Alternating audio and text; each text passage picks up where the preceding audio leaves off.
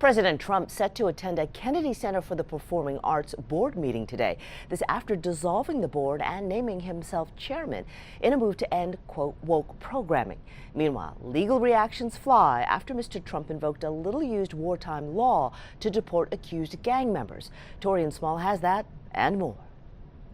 President Trump is pushing ahead with his mass deportation plan while disregarding a federal judge's ruling about the deportation of alleged Venezuelan gang members over the weekend.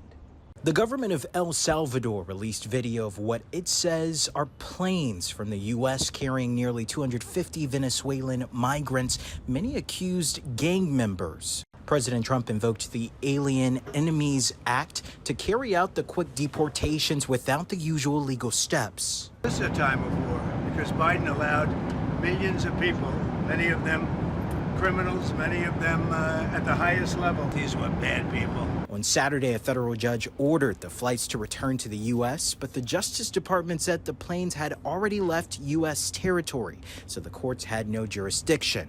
I stand by everything we did this weekend, and I think the president keeping his promise to the American people. The Alien Enemies Act has only been invoked 3 times in U.S. history. President Trump's use of it in this circumstance has sparked lawsuits. The law is crystal clear that it can only be used in a declared war or where a foreign government or nation is actually and militarily invading our country. That is not the situation here. President Trump is also warning his political rivals that they are now subject to investigation, even though many of them already received preemptive pardons from former President Biden.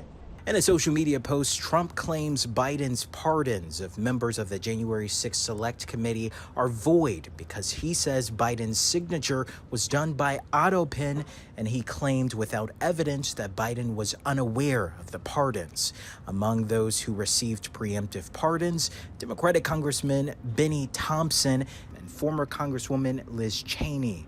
Adam Kinzinger, former Republican congressman from Illinois and member of the January 6th committee, posted a video on X mocking the president's threat of an investigation, telling him to bring it on. Torian Small, CBS News, the White House.